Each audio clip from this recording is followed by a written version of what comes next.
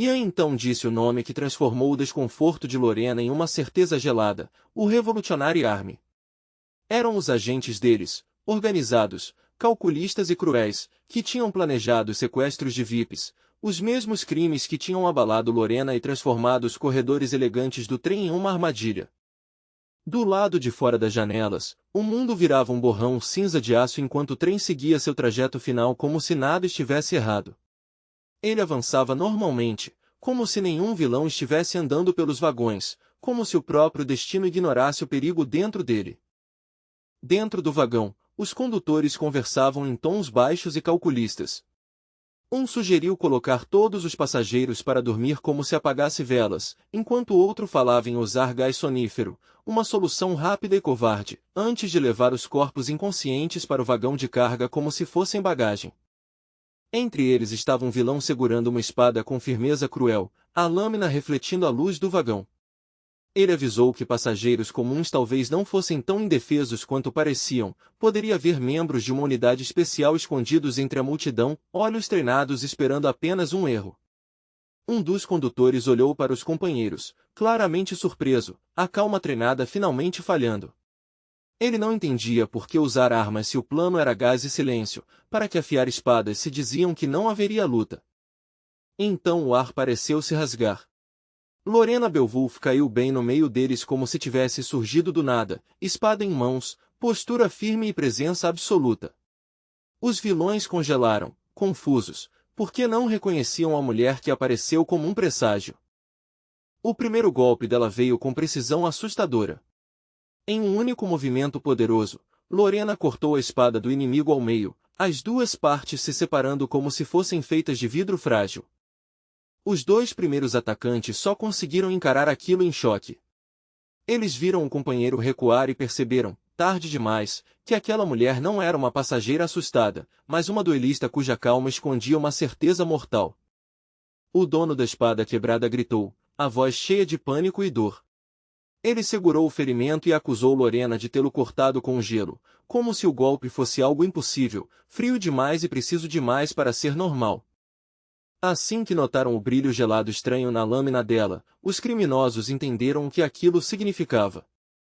Uma espada de gelo não era um truque qualquer, era uma marca, um sinal que apontava diretamente para uma única linhagem. A compreensão apareceu nos rostos deles rapidamente.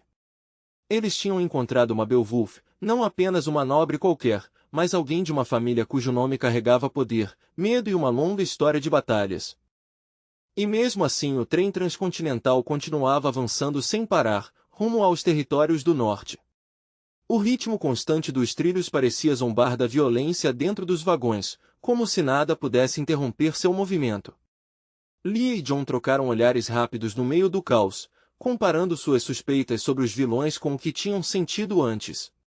Eles imaginavam que talvez houvesse uma unidade especial no trem, mas ver a própria Lorena Beowulf ali, espada em punho e olhar firme, foi algo que eles nunca esperaram. Os vilões responderam com confiança cruel, sorrindo como hienas vendo lucro. Eles zombaram dela chamando-a de criança capturada, imaginando promoções, elogios e recompensas assim que entregassem uma Beowulf aos superiores. Lorena respondeu às provocações com um olhar tão frio quanto a lâmina que segurava. Ela os chamou pelo que realmente eram, destruindo toda a arrogância deles com uma única acusação, escória do Revolutionary Army, escondidos atrás de discursos enquanto cometiam crimes covardes. Ela não demonstrou medo das armas ou da quantidade deles. Em vez disso, sua voz virou uma ameaça mais afiada que aço, prometendo consequências que iriam muito além deles, avisando que até as famílias daqueles bandidos pagariam caro. Muito antes daquela noite, Lorena Beowulf já tinha sido obrigada a deixar a casa da família quando ainda era praticamente uma garota. Não foi uma despedida tranquila, foi um rompimento doloroso, uma infância encerrada cedo demais por perda, dever e sobrevivência. Nos anos seguintes, ela entrou para uma unidade especial com um único objetivo guiando cada treinamento e cada cicatriz, caçar os responsáveis pelo desaparecimento do irmão. Cada missão, cada pista e cada rumor do Revolutionary Army era mais um passo nessa busca. Agora, com a vingança transformada em determinação, Lorena falou como se o destino finalmente tivesse colocado seus inimigos diante dela. Ela agradeceu aos membros do Revolutionary Army pelo erro de cair em suas mãos, deixando claro que misericórdia não faria parte daquela noite. Os soldados riram dela, achando aquela emoção divertida em vez de assustadora. As risadas ecoaram enquanto levantavam suas espadas vermelhas, da cor de sangue fresco, preparando-se com a arrogância de homens que acreditavam que brutalidade sempre vence. Eles zombaram dizendo que Lorena Beowulf certamente já conhecia os pecados da própria família, insinuando que a honra dos nobres era apenas uma mentira bonita para os ricos. Para eles, a reputação da casa Beowulf era apenas uma máscara. Eles exigiram respostas cheios de ressentimento. Quem ela achava que pagava pelo luxo da sua família enquanto famílias de soldados sobreviviam com comida estragada e promessas vazias? A raiva deles explodiu como veneno. Lorena apertou o punho na espada, mantendo-se firme na tradição em vez de cair na provocação. Ela lembrou que a família Beowulf sempre foi um escudo do Império e das Terras do Norte, guardiões, não parasitas, e jurou que não deixaria traidores vencerem. Para ela, a razão era simples: o Revolutionary Army ameaçava o próprio Império e os territórios do Norte. Nos olhos de Lorena, eles não eram rebeldes com ideais, mas uma praga que precisava ser eliminada. De repente, algo aterrador aconteceu sem aviso. As janelas do vagão explodiram para dentro com uma força enorme, o vidro se despedaçando e espalhando estilhaços como chuva pelo chão e pelos bancos. Um membro da gangue recuou assustado, tentando entender o que tinha acontecido. Ele tinha perdido contato com os companheiros no vagão ao lado, e o silêncio parecia errado, pesado demais. O representante do Revolutionary Army à frente dele parou no meio do passo, como se algo invisível tivesse travado seu corpo. Quando finalmente olhou para frente, viu a figura que bloqueava o caminho. Um homem alto de casaco longo sorria lentamente, um sorriso cruel e sedento por violência. Seus olhos procuravam alguém para punir, alguém para descarregar sua fúria, e os dois vilões diante dele eram o alvo perfeito. O trem continuava correndo em alta velocidade. Em um dos vagões, uma mão humana decepada estava no chão, e manchas de sangue escuro marcavam o local, prova de que a violência já tinha passado por ali. O homem responsável falou com orgulho perturbador, anunciando a arma que carregava. Ele disse que era uma espada magnífica do Tesouro Imperial, uma relíquia de autoridade e massacre. Cruel Dwight, cavaleiro de alto nível e assassino por natureza, soltou um suspiro como se estivesse aliviado. O resultado do seu trabalho não o incomodava, pelo contrário, o confortava. Ele olhou pelo corredor com um brilho cruel nos olhos, já imaginando quem seria a próxima vítima. Em sua mente, ele falava com John como se fosse uma promessa: prepare-se, porque você será o próximo. No primeiro vagão do trem, a feiticeira Moon, recém-desperta, sentiu uma onda de magia ao redor. Ela falou com Ian com superioridade casual, chamando-o de pequeno como se a urgência dele fosse apenas um incômodo. Flutuando no ar como se a gravidade não significasse nada para ela, Moon reclamou que o guerreiro não deveria chamá-la por coisas triviais. Seu tom era irritado e arrogante. Ian respondeu sem se abalar, lembrando a maga de forma fria e lógica que dívidas não desaparecem só porque ela não gosta de ouvi-las. Ela ainda precisava pagar o que devia. Eles aterrissaram no teto do vagão, com o vento rasgando suas roupas enquanto o trem avançava pela noite. Dali de cima, Ian pediu que Moon voltasse para dentro do trem. Eles precisavam salvar o velho sábio antes que o Revolutionary Army o levasse. Antes disso, Lorena Beowulf tinha seguido para os vagões da frente para enfrentar o Revolutionary Army diretamente. Enquanto isso, Cruel Dwight cuidava dos vagões de trás com brutal eficiência. Mormon planejava avançar pelos vagões da frente pelo teto do trem, usando velocidade e altura para evitar os corredores. Moon aprovou o plano e o chamou de trapaceiro, como se admirasse a astúcia dele. Lorena era mais talentosa do que Mormon imaginava, e Ian ficou aliviado por Moon não ter matado a garota da última vez que se encontraram. Uma Beowulf não era apenas aliada ou inimiga, Lorena era como uma bomba prestes a explodir. Ainda assim, Mormon perguntou se realmente valia a pena salvar o velho sábio. Ian respondeu sem hesitar que sim, o Gor não era apenas alguém para resgatar, mas uma peça importante em seus planos. Ian explicou que o conflito com o Revolutionary Army não seria um único confronto, mas uma guerra constante. E nesse futuro, ninguém seria mais útil que o sábio. Chamando Moon, o cavaleiro avançou pelo ar em direção à frente do trem. O teto vibrava sob seus pés enquanto ele corria, sabendo que cada segundo perdido poderia custar a única pessoa que eles não podiam perder. Dentro de um dos vagões do trem, algo cruel estava acontecendo atrás de uma porta fechada. Uma voz feminina ria alto, como se tudo aquilo fosse apenas diversão. A mulher de busto volumoso continuava rindo sem parar, completamente confiante. Para ela, a situação já estava decidida. No chão do pequeno compartimento estava Ogor, o sábio que um dia foi mentor do imperador e do príncipe, amarrado e jogado no chão. A vilã o ameaçava como se aquela fosse sua última pergunta. A comandante do 7º núcleo do Revolutionary Army, ela, terceira aluna da espada de luz de Erectus Hell, conduzia o interrogatório com crueldade profissional. Ela exigia a confirmação de que Ogor realmente tinha sido professor do governante. Ela acreditava que um homem considerado tão inteligente certamente conhecia línguas antigas e esquecidas. Mesmo preso e cansado, Ogor respondeu com calma que sim, ele tinha esse conhecimento. A curiosidade de ela tomou um rumo estranho. Ela perguntou sobre a chamada língua dos cães, dizendo que até animais tinham códigos de comunicação entre si, uma obsessão que tornava a ameaça ao mesmo tempo absurda e perigosamente imprevisível. Com um movimento rápido do pulso e uma expressão de indignação teatral, ela ordenou que o conselheiro imperial Ogor começasse a latir imediatamente. Quando ele não obedeceu na hora, sua voz ficou cheia de desprezo. Diante daquele olhar implacável e da tensão perigosa no ar, o velho erudito engoliu o orgulho e, para sobreviver, cumpriu a ordem humilhante da vilã sem protestar.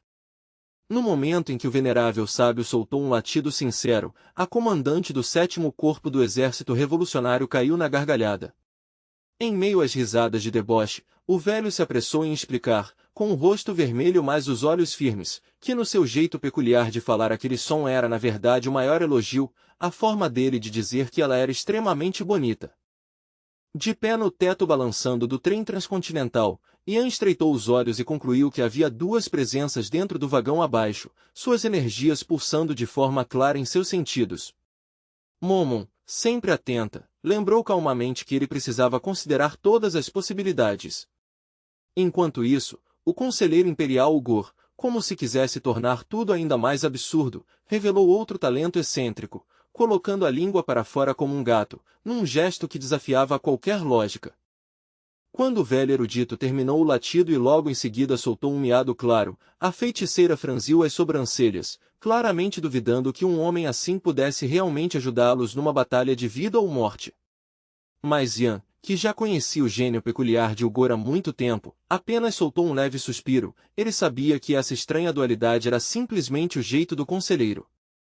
O que mais incomodava o cavaleiro não era aquela cena absurda, mas sim a forma natural com que o velho abandonava o próprio orgulho sempre que os interesses do império exigiam. Ogor largava a vaidade como se fosse apenas uma roupa sem importância, mostrando ser um verdadeiro utilitarista, alguém que colocava resultados acima da reputação e a sobrevivência acima da honra. Ele jogou a cabeça para trás e caiu na gargalhada, chamando Ogor de o melhor num tom que misturava deboche e aprovação. Em seguida, contou quase casualmente sobre o massacre dos cientistas do Império, punidos, segundo ela, pela arrogância sem limites. Curiosamente, o sábio pareceu até aliviado com o humor dela, como se aquele breve favor fosse um escudo frágil contra o perigo iminente. Seus dedos se moveram em direção ao cabo da espada, e a terceira discípula de Light Erectus percebeu que estava presa ao próprio impulso de suas ações. Decidida a atacar, ela percebeu que o destino já havia apertado o cerco ao seu redor, sem deixar uma saída fácil. Quando ela falou das horas agradáveis que passava com o avô, sua confissão trouxe um calor estranho que despertou sentimentos conflitantes em Ogor. Um arrepio percorreu sua espinha, por trás daquele tom inocente, ele sentia uma escuridão profunda que fazia seu coração bater com um medo silencioso. O braço direito da comandante do 7º Corpo estava firmemente envolto em várias camadas de bandagens brancas, esticadas como se mal conseguissem conter algo perigoso por baixo. No instante seguinte, os músculos sob aquelas bandagens começaram a inchar de forma grotesca, expandindo até que o tecido se rasgou violentamente. Veias saltaram como serpentes enroladas enquanto os lábios de Eli se curvavam num sorriso predatório. Ela declarou que era hora de capturar os vermes escondidos ao seu redor, tratando seus inimigos como simples ratos correndo na sujeira. Saltando da cadeira com força explosiva, a vilã lançou um golpe devastador, sua lâmina cortando o ar com precisão assustadora. A ferocidade do ataque deixava uma coisa clara: todos ali tinham acabado de virar presa. Uma explosão de energia daquele nível não escapou aos olhos atentos de Yan. Do seu ponto de observação, ele sentiu a vibração percorrer toda a estrutura de aço do trem enquanto focava ainda mais para medir a verdadeira força de Eli. Uma luz cegante explodiu sobre o teto do trem transcontinental, inundando o campo de batalha com um brilho quase antinatural. O metal reluziu, as sombras desapareceram e o mundo pareceu suspenso por um instante dentro de uma esfera de luz ardente. A comandante do 7º Corpo continuou rindo, mas agora reclamava de forma teatral do frio cortante fora do conforto do vagão aquecido. Seu hálito virava pequenas nuvens no ar gelado, como se reforçasse sua irritação. Com um ar alegre e provocador, a vilã olhou para frente com confiança e zombou do trem, chamando-o de velho e decadente, cheio, segundo ela, de ratos que ousavam desafiar sua autoridade. Atrás dela, pequenos rangidos começaram a ecoar, estranhamente parecidos com um guincho nervoso de roedores. A expressão de Eli mudou na mesma hora, a suspeita brilhou em seus olhos enquanto ela se virava rapidamente procurando a origem do som. Contra o enorme céu azul, uma longa espada de fio afiado brilhou com um reflexo mortal, seu brilho frio capaz de deixar até guerreiros experientes inquietos. Dentro do vagão, a comandante do 7º Corpo assumiu posição de combate diante de Sir Kyle, o 5º cavaleiro mais bem classificado do destacamento especial, enquanto a tensão entre os dois se tornava sufocante. Pelo canto do olho, o jovem cavaleiro corajoso olhou para o conselheiro imperial Ugor e perguntou com urgência sobre sua condição. Afinal, foi para resgatar o velho mentor que ele arriscou entrar nesse confronto perigoso. O mentor tanto do imperador Leon Cavalan quanto do príncipe herdeiro Leon elogiou calmamente a manobra calculada de Yan. Ao desviar a atenção do inimigo e entrar no vagão no momento crucial, Yan havia executado um movimento digno de reconhecimento. Eli apertou o cabo da espada com força, os nós dos dedos ficando brancos enquanto ela zombava chamando Yan de bebê. Sua curiosidade estava longe de ser pacífica. Com crueldade, ela perguntou que língua o garoto falava e disse que, se ele entendesse a língua dos porcos, faria ele guinchar miseravelmente como um leitão indo para o abate. Sem se abalar, o esperto Yan respondeu que, pelo visto, ela mesma era fluente na língua dos porcos, considerando os grunhidos de javali que estava fazendo naquele momento. As palavras dele foram diretas, fazendo a vilã responder com insultos venenosos. Nesse breve confronto de palavras, a feiticeira percebeu o nível de Eli, no mínimo o temível 5º grau. Mas Yan sentiu algo ainda mais estranho. A espada dela irradiava uma energia peculiar e concentrada que a diferenciava de armas comuns. Aquela lâmina era conhecida como a Espada da Brancura, uma arma que carregava a pura luz da linhagem Light Erectus. Sua fama se espalhou pelos feitos dos discípulos de seu mestre, e tudo indicava que ele também poderia ser uma das protegidas escolhidas por ele. Segurando firmemente a lâmina afiada que já havia cortado monstros nas montanhas, os olhos de Yan brilharam com determinação. Ele propôs terminar aquele confronto rapidamente, decidido a não deixar a batalha sair ainda mais do controle. Mas antes que pudesse agir, uma voz gelada atrás dele o fez parar na hora. Uma lâmina foi pressionada perigosamente perto dele, acompanhada de uma ordem rígida para que Yan não desse nem um passo. Ameaçando o conselheiro imperial Ugor com aço frio, a 4ª discípula de Erectus Vera exigiu que Yan baixasse sua arma imediatamente. Caso recusasse, ela avisou com frieza absoluta, a cabeça do velho sábio rolaria. Surpreso com essa reviravolta repentina, o cavaleiro perguntou rapidamente a Momon se havia apenas 2 inimigos presentes. A feiticeira, porém, permaneceu em silêncio. Ela havia indicado claramente 2 pessoas antes, mas Yan concluiu que Momon provavelmente confundiu o sábio com uma presença inimiga. Ugor não emitia nenhuma energia hostil, então o engano era compreensível. Depois dessa troca breve mais tensa, Ian relutantemente cravou sua espada no chão de madeira do vagão, a lâmina afundando profundamente como sinal de rendição.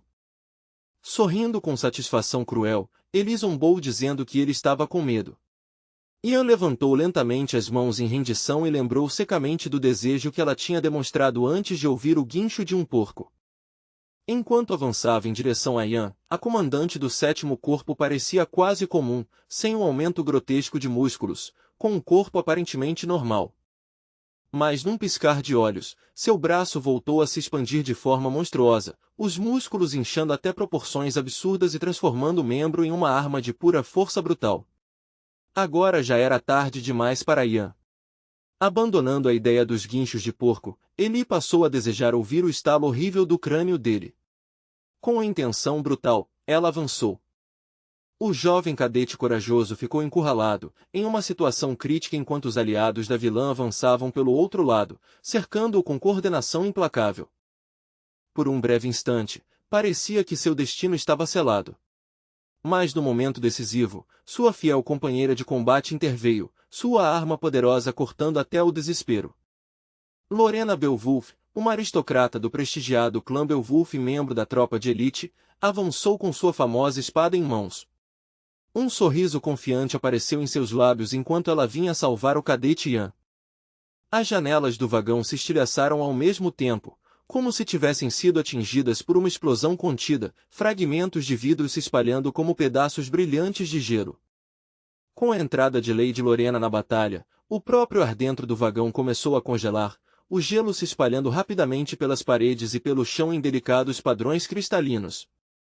Assim como no confronto anterior envolvendo Cruel Dwight e o instrutor assistente, formações irregulares de rocha congelada surgiram aqui também, levantando-se do chão como lanças de gelo. Enfrentando o exército revolucionário sem recuar, Lorena ergueu a espada e invocou o próprio sopro do inverno. Uma tempestade congelante se espalhou com força, determinada a eliminar seus inimigos sem piedade. De repente, a garota tossiu, sua respiração falhando quando a queda brusca de temperatura atingiu seus pulmões com força. Graças ao esforço intenso de Lady Lorena, um frio extremo tomou conta do vagão. Porém, seu corpo ainda não estava totalmente adaptado a esse esforço, um fino fio de sangue começou a escorrer de seu nariz. Como consequência, Lorena não conseguiria invocar sua devastadora nevasca novamente por um tempo, já que o desgaste no corpo era grande demais. Atrás da aristocrata, um homem desconhecido criticou o barulho que ela havia causado. Lorena se virou bruscamente, estreitando os olhos enquanto tentava identificar o insolente. Uma figura musculosa atravessou o vagão com passos pesados e sem cerimônia, chamando o segredo refinado dos Beowulf de puro barulho. Ele murmurou que a situação era bem diferente do que Ian havia descrito. Ninguém ali reconhecia aquele tipo de oponente, alguém capaz de neutralizar o gelo com uma energia sombria e sinistra. Ele havia surgido justamente do vagão onde Cruel Dwight estava antes. Lorena observou atentamente o homem misterioso enquanto ele perguntava se ela realmente vinha do renomado clã Beowulf, sua curiosidade carregada de desafio. Irritada por ele saber disso, a garota girou rapidamente e atacou o vilão sem hesitar, sua espada brilhando com fúria justa. Todos esses acontecimentos intensos e rápidos entre Lorena e os membros hostis do exército revolucionário estavam ocorrendo na parte traseira do trem. Em outro lugar, uma figura havia caído de joelhos depois de uma batalha brutal. Cruel Dwight fervia de raiva contra Ian, questionando em silêncio como havia falhado em derrotar um adversário tão monstruoso. O oponente de Cruel Dwight estava em um nível completamente diferente de qualquer adversário que ele já tinha enfrentado antes. A presença esmagadora daquele homem fazia todas as lutas anteriores parecerem simples treinos de criança. Até o ar ao redor dele parecia mais pesado, como se a própria força tivesse se condensado em músculos e silêncio, deixando Cruel com a certeza amarga de que tinha encontrado algo muito além do seu limite. Enquanto o homem resmungava com amargura sobre suas falhas em combate, com as palavras e os resultados de Cheryl rodando em sua mente como um espinho irritante, Lorena Beowulf não baixou a guarda nem por um segundo. Seus olhos azuis claros continuavam fixos nele, frios, estáveis e sem piscar, observando cada pequeno movimento de seus ombros, cada mudança de peso, como se pudesse perceber o perigo no menor detalhe. O estranho simplesmente segurou a lâmina fina da espada de Lady Lorena com a mão nua, fechando os dedos no aço como se fosse apenas uma fita. A facilidade absurda daquele gesto fez um alerta imediato surgir na mente dela. Naquele instante, Lorena percebeu que ele era mais forte até que o instrutor comandante, um inimigo tão refinado e absoluto que tornava qualquer defesa comum inútil. Lorena avançou com a espada outra vez, apontando diretamente para o peito do homem musculoso. O rosto dela mostrou puro choque quando ele parou a lâmina apenas com o próprio corpo. Mas em vez de zombar, ele ofereceu um pedido de desculpa calmo, com uma voz baixa e educada, como se estivesse falando de igual para igual, não como uma força impossível bloqueando seu caminho. Baixando o olhar, o homem misterioso falou com um tom cheio de pena sombria, como se aquilo não fosse uma batalha a ser vencida, mas uma tragédia cujo final já estava decidido. Suas palavras carregavam um peso inevitável, como alguém que já tinha visto finais demais para se impressionar com mais uma resistência desesperada. Então ele levantou a cabeça, e seu olho esquerdo brilhou com a mesma luz estranha que já havia aparecido no rosto esquelético de um antigo demônio lis. Era uma luz fria, antinatural e completamente errada, como se algo antigo e cruel estivesse olhando através dele por um instante, transformando o vagão num palco para um horror que nunca deveria ter despertado. Mesmo com tudo isso acontecendo, o trem transcontinental continuava avançando com força, as rodas rangendo suavemente nos trilhos congelados. Do lado de fora das janelas, o mundo já havia desaparecido atrás de camadas grossas de gelo e vidro embaçado. A paisagem virou apenas um borrão pálido e sombras, como se o norte tivesse engolido tudo e deixado apenas movimento e tensão. A voz dele ficou ainda mais fria quando mencionou uma namorada invisível, insinuando que o destino só tinha mudado por causa daquele encontro. Se ele e ela nunca tivessem se encontrado ali, disse ele, ela não teria morrido. Era ao mesmo tempo uma acusação e um lamento, mostrando que ele carregava uma certeza brutal sobre consequências que os outros ainda não conseguiam entender. Enquanto os dois lados do conflito se reorganizavam e analisavam a situação novamente, o compartimento de bagagem permanecia assustadoramente silencioso. Fileiras de malas de passageiros estavam intactas no espaço apertado e escuro, e o silêncio era tão completo que parecia estranho, como o olho de uma tempestade, onde até respirar parece alto demais. Cheryl não era indefesa, ela sabia lutar e tinha a disciplina de um cavaleiro treinado, mas mesmo assim recebeu ordem para se esconder ali. Embora fosse apenas 8º rank, ela havia passado no exame e conquistado o título de cavaleiro imperial. Era algo que deveria encher seu coração de orgulho, mas naquele momento só aumentava sua vergonha por ficar escondida enquanto outros sangravam lá fora. No silêncio sufocante, os pensamentos de Cheryl foram até Lady Lorena. Ela se agarrou à pequena esperança de que sua amiga ainda estivesse lutando em algum lugar além da porta do compartimento. A imagem do sorriso confiante de Lorena apareceu em sua mente como uma tábua de salvação, e Cheryl repetia para si mesma que ela tinha que estar bem. Sem conseguir explicar por quê, uma visão repentina e vívida atravessou sua mente, sangue espirrando sobre metal e madeira, e uma espada caindo no chão com um som pesado e definitivo. A cena imaginada foi tão forte que roubou seu fôlego, como se seu medo tivesse se transformado em uma profecia. Ela imaginou Lorena Beowulf caída sem se mover depois de enfrentar inimigos esmagadores, seu manto nobre escurecido pelo sangue derramado. A culpa apertou o peito de Cheryl. Era ela quem deveria protegê-la, ela deveria estar ali. Mas o trem transcontinental não ligava para promessas ou tristeza.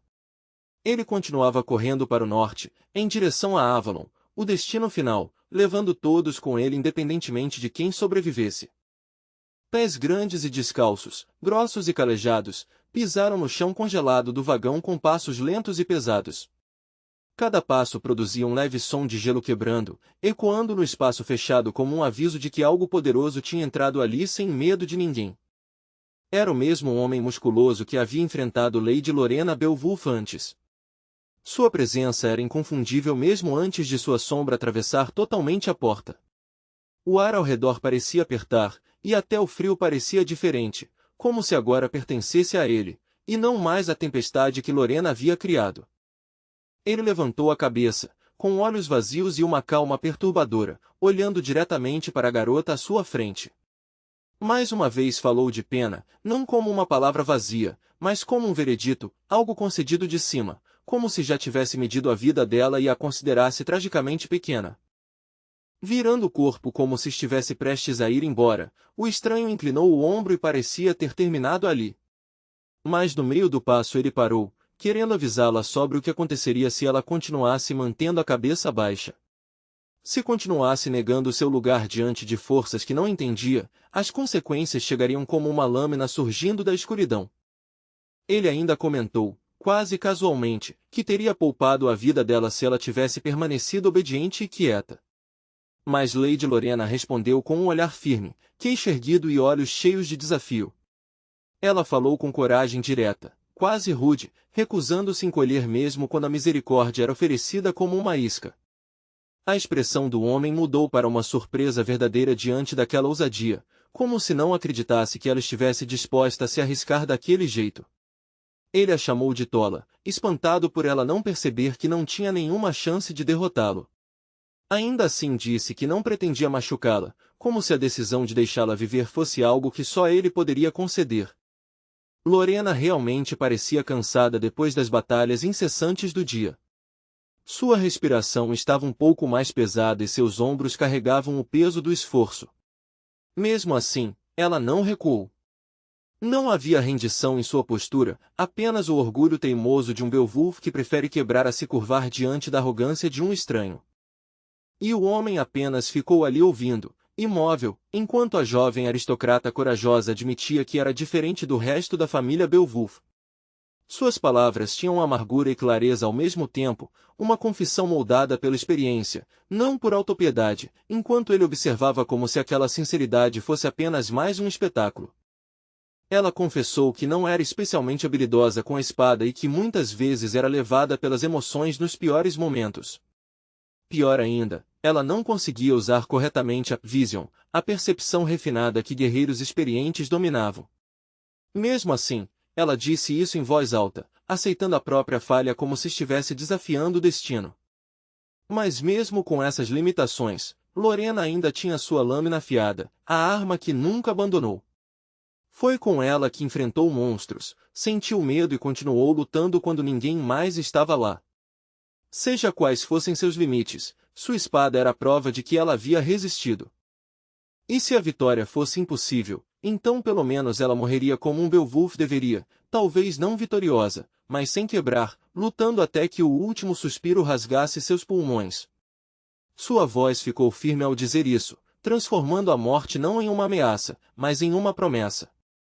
Depois do discurso desesperado, mas firme, de Lorena, o homem misterioso fechou os olhos e ficou em silêncio, como se estivesse pensando em algo muito além daquela luta. Por alguns longos segundos ele não disse nada. Então abriu os olhos novamente e a encarou com intensidade, reconhecendo, sem elogiar, que sua coragem era real. Segundo ele, toda batalha sempre é sobre vida ou morte, não sobre orgulho ou reputação. E ao escolher aquelas palavras e aquela postura, a aristocrata havia cometido um erro grave, um erro cujas consequências iriam muito além daquele vagão ou daquele trem. Ele fechou o enorme punho, os tendões se esticando como cabos de ferro, e flexionou o braço até os músculos incharem com uma densidade assustadora. Então declarou seu nome com uma voz cheia de ameaça. Ele era um Black Tiger chamado Cupid, uma apresentação que soava mais como um aviso do que como um simples nome. Puxando o poder como se estivesse sugando o próprio mundo para dentro do corpo, Cupid concentrou sua força com brutal precisão. Ele abaixou a postura, girou os ombros, e o ar ao redor pareceu tremer enquanto preparava um golpe de tigre da montanha, claramente pronto para mostrar do jeito mais violento possível do que realmente era capaz. O silêncio caiu dentro do vagão com o teto destruído, pesado e absoluto. Acima deles havia apenas o céu escuro, uma abertura revelando estrelas distantes que brilhavam com uma beleza indiferente, observando uma luta humana que nada significava para o universo. Erectus Varis, o quarto discípulo, olhava à frente em choque, sua mente lutando para aceitar o que estava vendo. O resultado da batalha contradizia tudo o que ele esperava, e o choque fez até seu corpo hesitar quando deveria agir. Ele e seu grupo não deveriam ter perdido. Eles tinham números, pressão e vantagem. Tinham até desarmado o inimigo e feito um refém, deixando o campo de batalha totalmente a seu favor.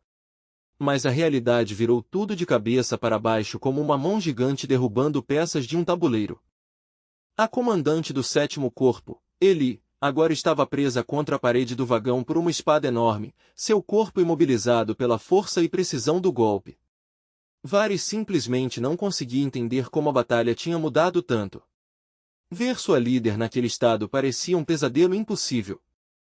Ele olhou para o rosto abatido de Eli, tão diferente da confiança de antes, e sentiu amargura no estômago.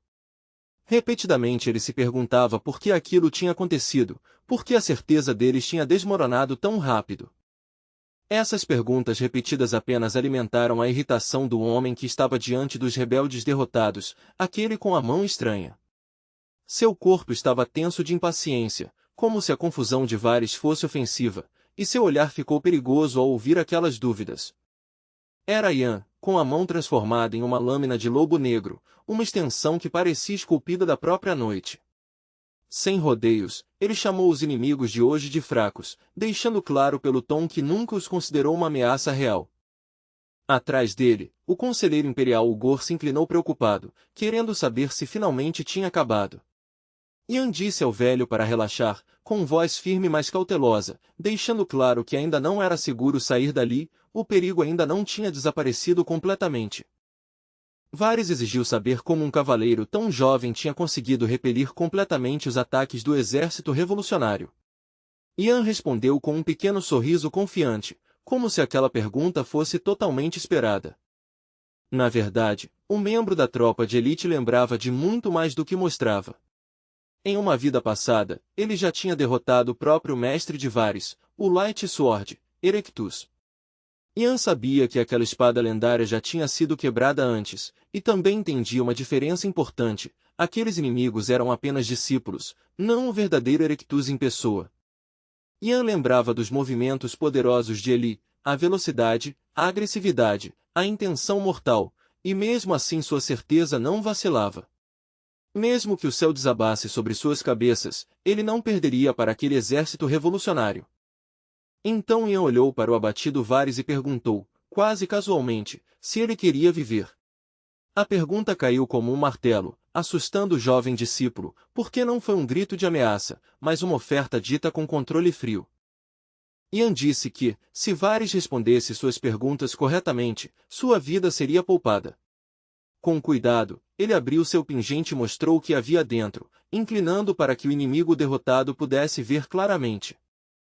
No momento em que Varys viu o símbolo dentro do pingente, o reconhecimento o atingiu como um choque elétrico. Sua respiração travou, e algo estranho apareceu em seu olhar, como se aquele símbolo carregasse um significado antigo e temido. O rosto de Varys escureceu imediatamente, e uma marca vermelha apareceu em sua testa enquanto ele encarava o símbolo misterioso. O suor começou a surgir em suas têmporas, e a mudança em sua expressão foi instantânea e alarmante. Com esforço, Varys sussurrou sobre o símbolo do começo, palavras pesadas de medo. Ian, genuinamente surpreso, não entendeu o que ele queria dizer, franzindo a testa. A expressão de Varys mudou bruscamente, o pânico quebrando sua disciplina. Uma bolha inchada apareceu em seu pescoço, e ele implorou para Ian esperar, sua voz tremendo como se algo terrível estivesse acontecendo dentro dele. Mas a mudança piorou rapidamente. Bolhas começaram a surgir em seu rosto, se espalhando com velocidade assustadora, como se um veneno invisível estivesse fervendo sob sua pele. Com dificuldade para respirar, ele admitiu que não conseguia mais falar. Lembrando do instrutor sênior Jaque, Ian entendeu imediatamente. Varys também carregava um tabu. Até os discípulos de Erectus eram proibidos de falar sobre aquele símbolo, e a punição era imediata e cruel. Sangue escuro respingou no chão de madeira do vagão, manchando as tábuas. Ian ficou olhando aquilo, pensativo, porque aquele símbolo claramente não era apenas importante, era perigoso o suficiente para silenciar alguém à força. Ian ficou entre os inimigos derrotados enquanto o silêncio tomava conta do lugar, quebrado apenas pela respiração pesada e pelo barulho distante do trem em movimento. Nesse momento ele percebeu que não ouviria mais nenhuma resposta deles. de braços cruzados e olhos estreitos em profunda reflexão, e absorveu aquela revelação sombria e o preço que ela cobrava. Mesmo com o silêncio forçado, ele tinha conseguido uma nova pista, um símbolo gravado em sua mente que apontava para um novo começo escondido além da próxima porta nas sombras. Agora Ian não tinha outra escolha além de descobrir a verdade pouco a pouco. Com um sábio experiente agora ao lado deles, o equilíbrio da situação tinha mudado discretamente a favor do grupo. Tudo o que restava era sair do trem vivos, mas até esse objetivo simples parecia caminhar sobre o fio de uma lâmina. Sem qualquer aviso, uma explosão violenta ecoou perto do primeiro vagão, uma detonação tão forte que apagou qualquer outro pensamento em um instante. O líder da missão dos Territórios do Norte virou a cabeça imediatamente na direção do som, seus instintos entrando em alerta enquanto a própria noite parecia se rasgar. Com as sobrancelhas franzidas, Ian tentou entender o que poderia explodir com tamanha força dentro de um trem reforçado com magia e aço. Aquilo parecia sabotagem do mais alto nível, algo planejado, algo realmente catastrófico. Ainda presa contra a parede do vagão por uma enorme espada, a comandante do 7º Corpo do Hell Revolution Army tossiu com força, pequenas gotas de sangue surgindo em seus lábios enquanto seu peito lutava para respirar sob a pressão esmagadora. Mesmo com a lâmina prendendo, a vilã levantou a cabeça e mostrou um pequeno dispositivo que segurava na mão, um gatilho com um único botão vermelho. Com um sorriso fino e vitorioso, ela informou calmamente a Ian que as chamas já estavam consumindo a sala do motor. Ela falou com total confiança, dizendo que Ian jamais conseguiria parar o trem a tempo. Segundo ela, uma pedra mágica superaqueceu além do limite, um núcleo arcano pronto para liberar destruição. Essa pedra instável, explicou ela, garantiria que o trem jamais conseguiria frear na estação Avalon. Em vez disso, ele continuaria avançando sem controle, transformando sua velocidade em uma arma de destruição em massa. Com pura crueldade no tom, ela descreveu como a explosão seria forte o suficiente para sacudir toda a capital do norte, com enormes pilares de fogo subindo acima da cidade e iluminando a noite com o inferno. Ele, com sangue escorrendo pelo rosto, ainda tentou dizer que nenhum deles viveria o suficiente para ver isso acontecer, mas a frase morreu antes de terminar, interrompida pela dor e pela falta de ar. Seu rosto se contorceu como se a própria vida estivesse sendo drenada de seu corpo.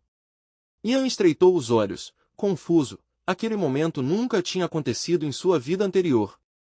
O desvio da memória o deixou inquieto, o destino já não seguia mais o caminho que ele conhecia.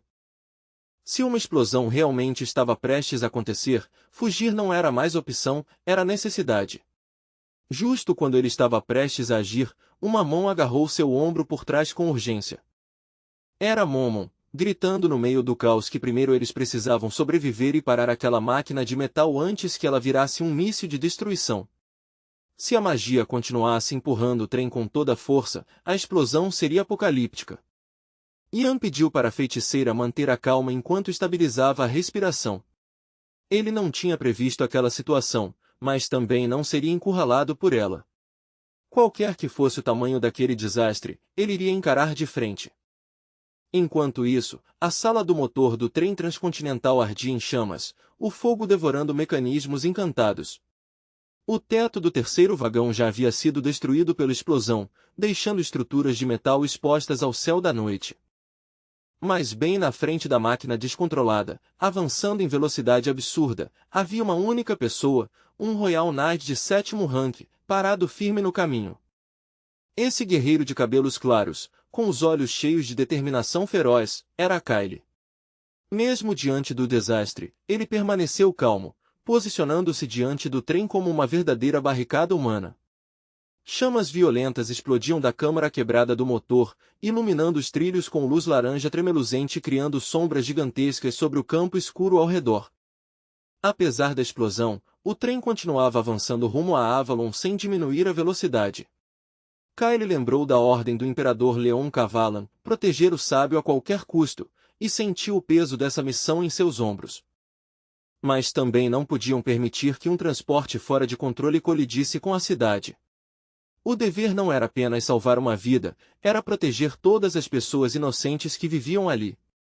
Mesmo para Kyle, um Imperial Knight de 7º rank, aquilo não era nada simples. Parar uma massa gigantesca em movimento exigia uma força quase milagrosa. Os Imperial Knights representavam o topo da ordem militar do reino, guardiões do imperador e da capital. Seus juramentos não eram simples palavras, eram promessas gravadas em suas próprias vidas. Dizia-se que apenas aqueles que haviam superado o terceiro rank podiam entrar nessa ordem de elite, guerreiros cujas habilidades ultrapassavam os limites comuns. O poder de cada cavaleiro era comparado a um desastre natural, tempestades, terremotos ou incêndios gigantescos, capazes de mudar completamente um campo de batalha com uma única ação. Sem outra escolha, Kyle segurou sua espada com firmeza, reunindo toda sua força de vontade e mana enquanto se preparava para interceptar aquela máquina em chamas. A enorme máquina de ferro avançava com velocidade aterradora, ficando cada vez maior enquanto se aproximava do cavaleiro solitário. Kyle fechou os olhos por um instante, se concentrando no meio do caos e lembrando dos ensinamentos de Lord Vagora, uma memória que acalmou seu espírito. Quando abriu os olhos novamente, seu olhar brilhava intensamente. Seja qual fosse a decisão que tomaria, ele rezou silenciosamente para que Lord Vigor perdoasse as consequências. Agora restava apenas uma ação, executar um golpe imperial decisivo. As chamas continuavam se espalhando pelos vagões, ameaçando transformar todo o trem em uma enorme pira funerária. Reunindo uma quantidade extraordinária de magia em sua espada, Kyle lançou uma corrente brilhante de energia concentrada diretamente contra o avanço imparável do trem. A luz radiante se expandiu rapidamente, quase engolindo todo o trem com sua força luminosa. Por um breve instante, parecia que o desastre poderia ser evitado.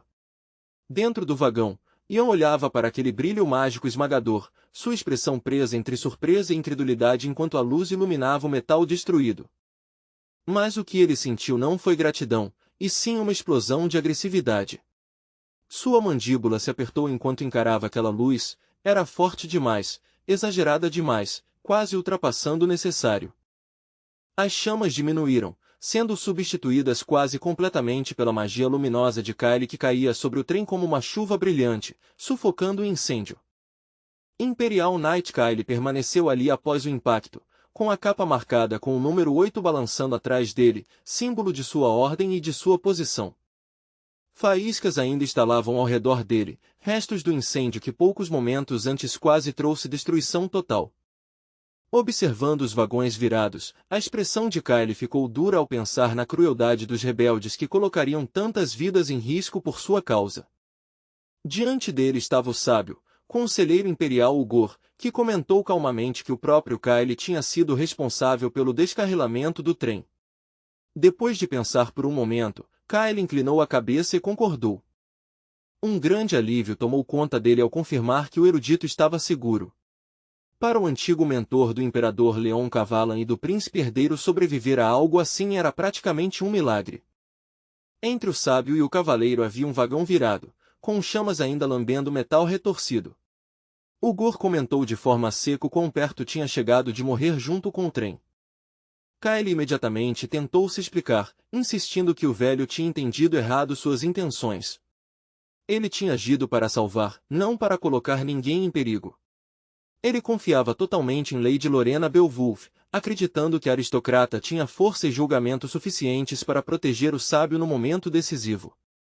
E de fato, Lorena agiu com decisão, atacando os trilhos da ferrovia para provocar o descarrilamento do trem de propósito, desviando sua trajetória mortal. Alguns vagões foram danificados, mas o refém e o sábio sobreviveram. Era exatamente o tipo de ação que ele esperava da melhor formada da academia. Mesmo assim, Lorena, em meio aos destroços, disse humildemente que não tinha feito tudo sozinha. Um homem então se aproximou dela e colocou uma mão com luva preta em seu ombro, dizendo que tudo aquilo não tinha sido nada demais, apenas um pequeno problema resolvido rapidamente. Era Cruel Dwight, o aristocrata conhecido por sua mente afiada que sempre valorizava a consciência do campo de batalha acima de tudo. Para ele, perceber a situação ao redor era essencial para qualquer membro das forças especiais. Kyle percebeu então que além de Lady Lorena Beowulf, outros talentos naturais também existiam nas forças especiais. O próprio Cruel Dwight estava muito próximo do cobiçado rank número 1. Entre o grupo reunido estava Cheryl, com uma expressão preocupada e incerta. Kyle percebeu sua inquietação, mas ainda não conseguia entender o motivo por trás daquele olhar distante. Continuando a conversa com Kyle, Lorena o chamou respeitosamente de Sam e mencionou outro homem envolvido no ataque, alguém que tinha tentado atacar diretamente o sábio. Assim que ouviu o nome Black Tiger Amori, a postura de Kyle mudou imediatamente. Ele conhecia muito bem aquele nome, e o perigo que ele representava. O assassino conhecido como Black Tiger Amori ganhou esse nome por causa da intensidade feroz de sua energia única, parecida com a de um tigre caçando. 10 anos atrás, ele já havia alcançado o terceiro rank, prova de que não era um inimigo comum, mas um predador moldado por anos de batalhas mortais. Kyle já tinha cruzado espadas com Black Tiger Amori antes, e a lembrança daquele confronto ainda permanecia como uma velha cicatriz. Naquela vez ele não venceu, muito pelo contrário. A velocidade e a ferocidade do assassino tinham superado até a confiança de um Royal Knight. E agora, ao perceber a aproximação de Kyle depois do descarrilamento do trem, Amori simplesmente desapareceu na noite sem deixar rastro, tão intocável quanto uma sombra sumindo ao amanhecer. No breve momento em que falou com Lady Lorena Beowulf, Amori se despediu com calma, quase com educação, prometendo que voltariam a se encontrar.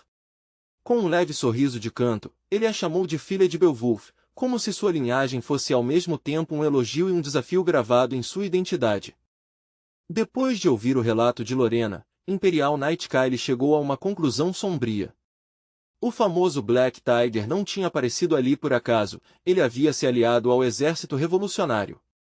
Uma união entre um assassino desse nível e uma rebelião significava algo muito mais perigoso do que um simples ataque surpresa. Mesmo com todo o perigo, Kyle ficou profundamente impressionado por Lorena ter ficado frente a frente com Black Tiger Amori e ainda assim ter sobrevivido. Mesmo tentando diminuir a situação, Imperial Advisor Ugor observava Lorena com atenção, seus olhos envelhecidos se estreitando levemente, como se não acreditasse totalmente em sua modéstia. Perto da estrutura de ferro retorcida do trem transcontinental descarrilado, o olhar atento de Momon percebeu uma mancha escura se espalhando pelas roupas de Ian. Debaixo do tecido rasgado, um ferimento pulsava silenciosamente. O infeliz cavaleiro do destacamento especial tentava esconder a dor, mas não conseguia muito bem. Quando Momon o repreendeu por ignorar sua preocupação, ela lembrou com firmeza que o corpo dele já não pertencia apenas a ele, carregava também as expectativas dos companheiros e do reino. Ian respondeu à bronca com um resmungo cansado, dizendo para ela parar de falar besteira. Mas até ele sabia que as coisas estavam saindo do controle de seus cálculos. Várias coisas estavam acontecendo que nunca tinham acontecido em sua vida anterior, o ataque de Black Tiger Amori, a intervenção de Kyle e até a explosão catastrófica do trem de passageiros. Cada uma dessas mudanças abalava sua certeza. Nada disso tinha acontecido antes. Em sua vida passada, nenhum voluntário tinha sido enviado para o norte. Mas assim que Ian decidiu seguir para aquelas terras, a história começou a se dobrar ao redor dele, e esse efeito pode ter atraído Cupid, Black Tiger Amori, para o caminho deles.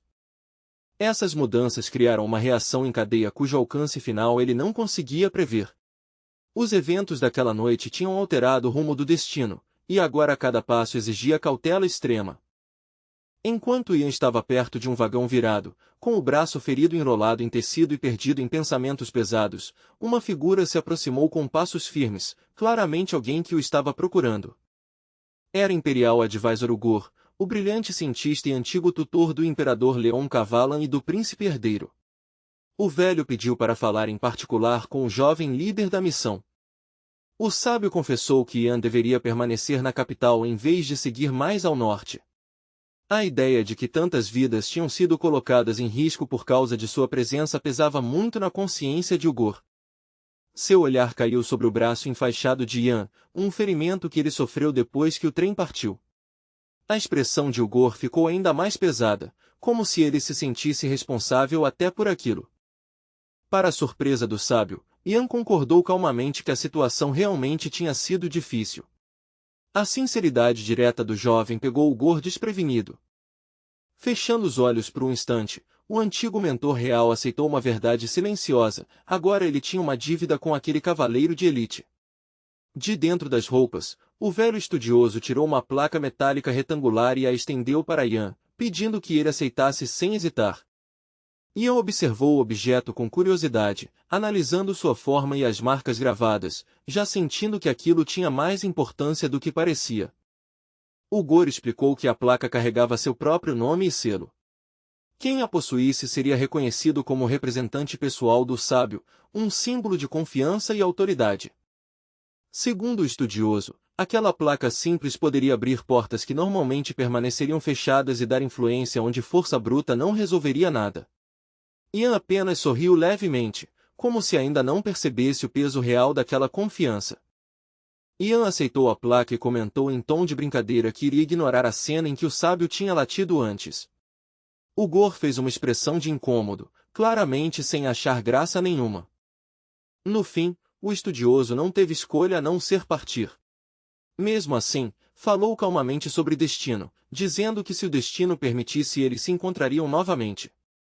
Ian entendeu o quão sortudo tinha sido por conseguir essa conexão, mesmo que tenha sido através de dificuldades.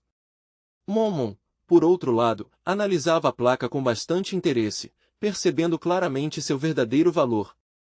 Enquanto passavam pelos vagões destruídos, Ian comentou que agora tudo dependia de como ele usaria aquele novo símbolo de autoridade.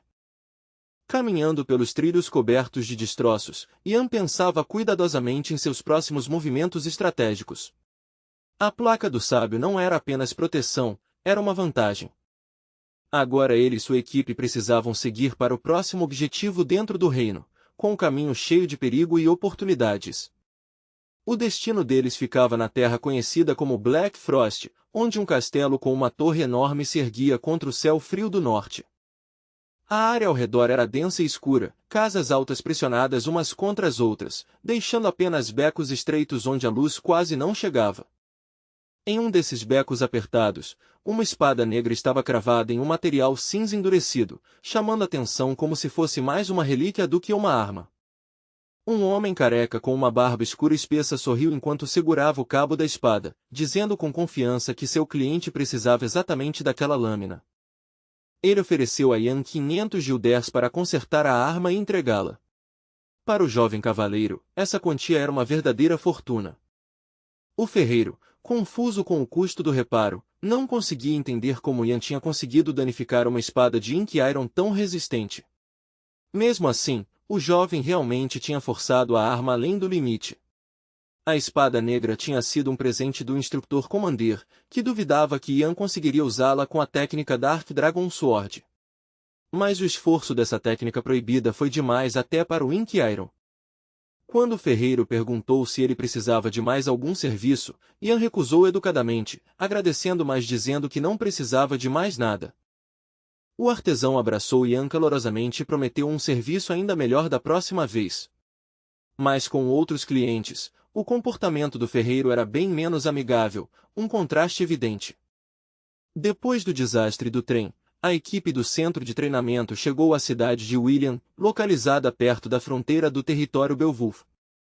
Por causa do clima cada vez pior, os membros da missão decidiram seguir para o destino final passando pelos portões de Vilia em vez de viajar de forma aberta. Mas o círculo mágico que alimentava os portões da cidade precisava ser recarregado com mana, então o guarda decidiu mantê-los fechados até o meio-dia do dia seguinte. Felizmente William era uma cidade pequena, então a infraestrutura mágica era menor e o processo de recarga não levaria tanto tempo. A Força-Tarefa Especial aproveitou o atraso inesperado para descansar e recuperar as forças antes de continuar a jornada importante, caminhando pelas ruas estreitas da cidade. Pela primeira vez desde sua reencarnação, Ian estava cercado por pessoas comuns da cidade, e não por soldados ou nobres.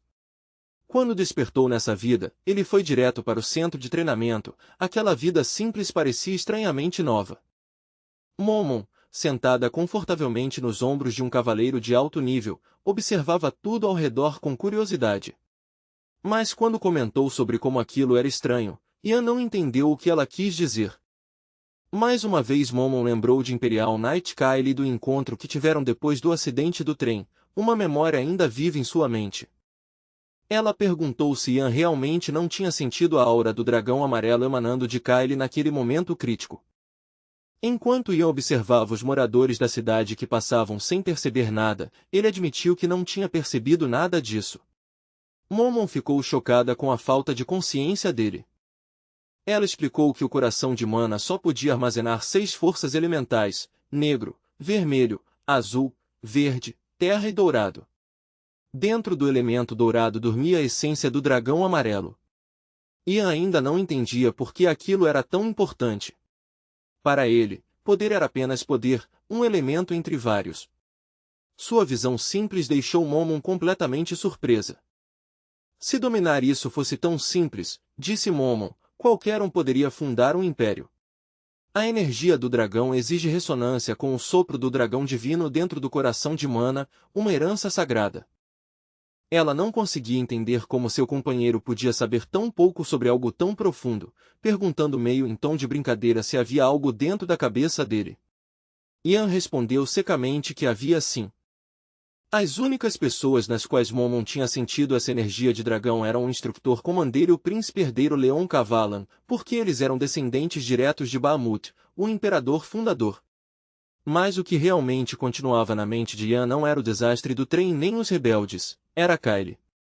A presença daquele Royal Knight tinha despertado algo estranho dentro dele.